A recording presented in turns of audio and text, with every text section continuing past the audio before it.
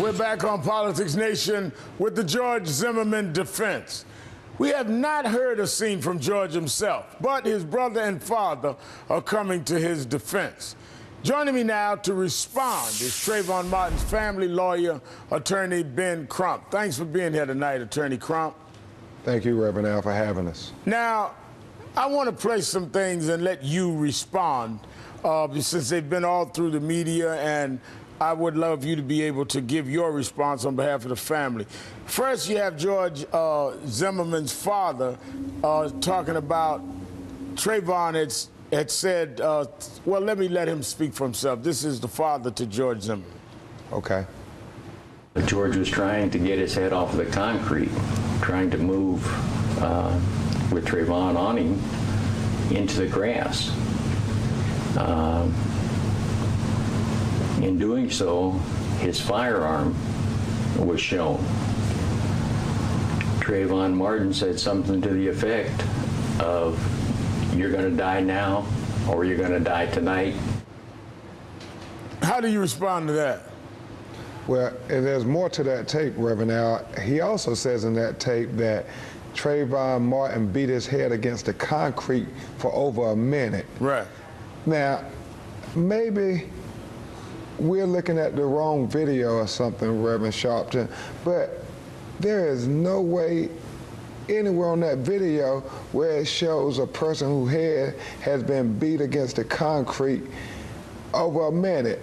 And I understand that this is his father, and his father is trying to protect his son, but it seems like the more they talk, the more the evidence disputes them left and right. Now, while you're talking, I'm showing the video. This is Zimmerman walking in the police station 35 minutes after the shooting, after he allegedly had his head beaten into the concrete. Go ahead, Mr. Trump.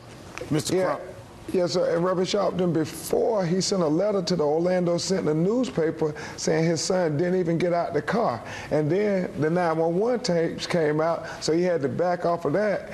And now he says that his head was beat against the wall, the concrete, for over a minute. And now this videotape comes out, and they have to back off of that. And now his brother's coming with statements, and it's just like. So originally, the father, in a letter to the Orlando Sentinel newspaper, said his son never got out the car?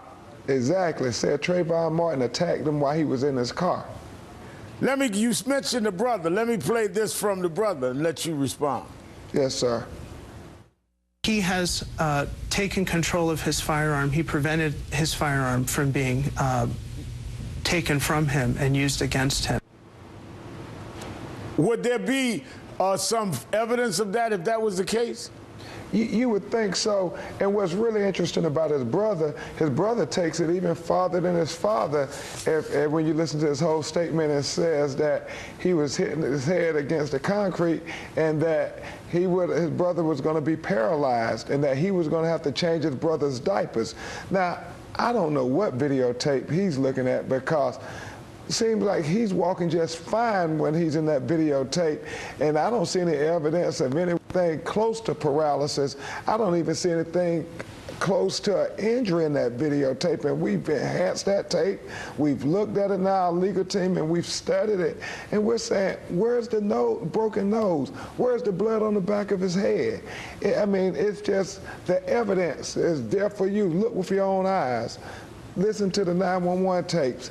You don't hear Trayvon saying anything about you gonna die or anything like that in that video, in the 911 tapes. Now, if this, can these statements be used? How could this be used by a prosecutor in terms of Mr. Zimmerman, if in fact this is his testimony or his statements that his father and brother are properly appropriating what he's allegedly saying?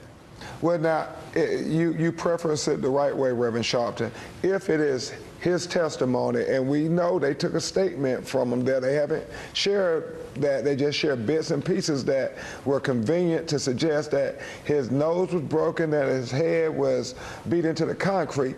But Reverend Sharpton, we know from this video that report is not true, based on what we see. So if that is his words, if his father and his brother are saying everything that he had said to the police, then he can be impeached. But more importantly is, you assume he told this to the lead investigator, Reverend Sharpton, and the lead investigator, after listening to Zimmerman's statement and being able to evaluate the evidence that night on the scene, said that he didn't find his testimony to be credible, right, and he recommended an arrest, and it was this state attorney and this police chief and the now acting police chief of Sanford, and we don't know who else was at this meeting. We hear tell there may have been some more people at this meeting, so we gotta find out who was at that meeting and find out why they overruled the lead investigator. Yeah, I who was need in to the ask you best about position. that. I know we have to go, but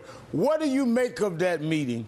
And we were just told by a former prosecutor that they may try and argue that the fact that he was handcuffed means he was arrested, and that in 175 days, if he's not charged, he can never be charged, which makes it even more reasonable why those of us interested in justice saying there's probable cause, arrest him. Wherever it goes, we don't know, but he should be arrested so you don't lose the case. Who was in that meeting, and why would they put the city of Sanford and then the rest of the country in that kind of predicament by cuffing him but not completing the arrest, but technically starting a clock that could run out in a little while?